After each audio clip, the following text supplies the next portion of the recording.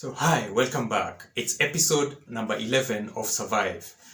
Now, for the most of us who have had a high school diploma, you've certainly in one way or another taken a biology class, right? Yeah, that I'm very sure. And certainly you must have heard your teacher mention a rather queer topic called surface area volume ratio. The surface area to volume ratio is the amount of surface area per unit volume of an object or collection of objects. All objects have a surface area. For your body, it's how much skin you have. For a cube, it's the total area of all 6 sides of that particular cube. I mean, a surface area of 6s squared by definition. The sphere has a surface area of 4 pi r squared. These same three-dimensional shapes also have formulas for volume. The volume is defined as the space inside the particular shape. Only three-dimensional shapes have volume. Two-dimensional shapes have no volume at all. For the cube, it's s cubed, and for the sphere, it's defined as 4/3 pi r cubed. So that now the surface area to volume ratio of the cube becomes 6 divided by s, and that of the sphere is 3 divided by r. Anyways, guys, as though whatever biological jargon you might have suffered then or are presently suffering is not enough, you hear your teacher say mice can consume much more food than elephants. Then he gathers the facts, goes further to explain that a mouse has a large surface area to volume ratio, thus loses a lot of energy in form of heat and therefore has to consume a lot, so it replaces the lost energy. And of course that screws you deeper into the abyss of much more confusion. This time round, you contemplate switching biology for chemistry or spending the afternoon pretending that you have a bad stomachache. Then he pities the class and digs deeper, finally convinces you that the ratio of skin to body weight in a mouse causes these enormous amounts of heat loss. Then somehow you smile, he winds up the topic and undertakes to create another lesson plan that will screw you much further next time when you see him around. Now, let me undertake to confuse you further by saying that elephants can die of a broken heart. Elephants are highly emotional animals and will mourn the loss of a loved one, often going into withdrawal, which can sometimes even cause death. Of course, John might not have factored in that such an event as death by broken heart could befall Julia, his girlfriend. In any case, she was a human being. Well, not until this very moment he finds himself in predicament that is about to be hijacked. He had graduated already, but of course, now he was about to just disappear into thin air. And you recall, he had not disclosed to his girlfriend about his plans of signing out of medical school and flying out of Boston without a word. If humans could just align such basic instincts as those of an elephant dying of broken heart, this world would perhaps be a better place. Anyways, let it suffice that John Taylor has been trapped into a vehicle by one Mr. Raphael Jones, a man disguised as a taxi driver. His agenda is of a different kind. So in a turn of events, a helicopter hovers and seems to be pursuing them.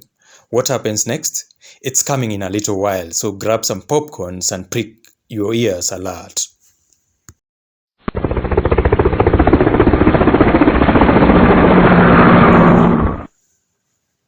So I'm gonna pick up from where I left in the previous vlog. Raphael Jones' barrel stared straight at me. He barked like a dog. "Can't trust any dog," he said. "Mark you, The moment I deposit you into that chopper, I'm done for the day. Let that suffice. You're a traitor. It's easy to be subtle when it's your ass that's not on the hook. Where's my luggage? Go back to your cozy little life and I will pretend this never happened. The man hand waylaid me. I owe you nothing, sir, he said in a freezing tone. Now mind stepping aside. Mind stepping out real slow. I'm in control here, remember. Very well put. Well then, he said, you heard me.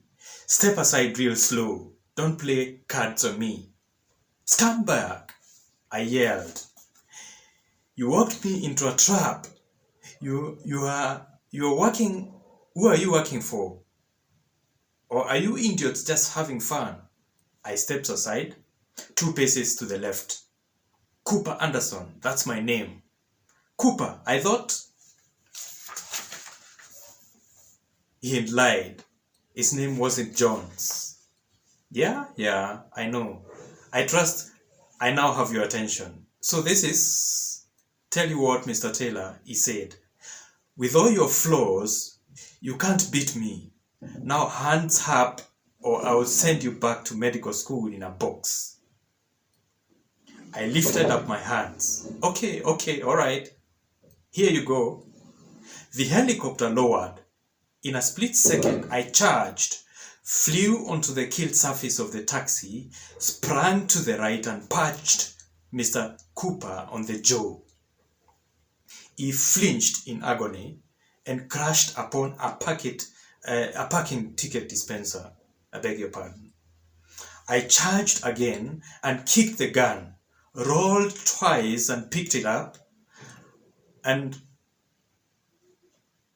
said, I'll kill you, son of a bitch. He charged and I waited. Stop or I'll shoot. He hesitated, took a quick glance at the chopper, rolled once on the ground and tackled me down. I sprang to my feet and shot him on the left leg. Get down, I shouted. Idiot, he said. You shot me. I'm coming after you. I was convinced. In combat, the man was good. I know, I replied. Then I took him by the ear, crushed his head on the ground and pushed him over at the sidewalk. There's scotch in my bag, you need it for the gunshot wound. Do we understand each other? That is me telling him there's scotch in my bag. As response, I got a hesitant nod, like so. It kept me on a short leash. Now I was sure. Get the hell out of my face, I'm on the run. In the meantime, the helicopter, a navy blue EC-132 pig-like demon, hovered above me. 2 men in military uniform sat at the starboard is on the right side.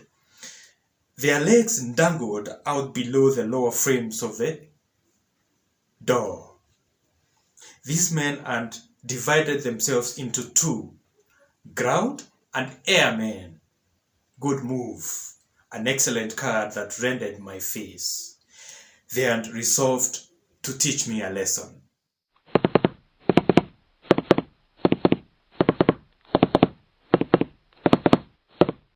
So guys, Mr. Taylor's fighting mode marks the end of my today's vlog. So up until the next one, goodbye.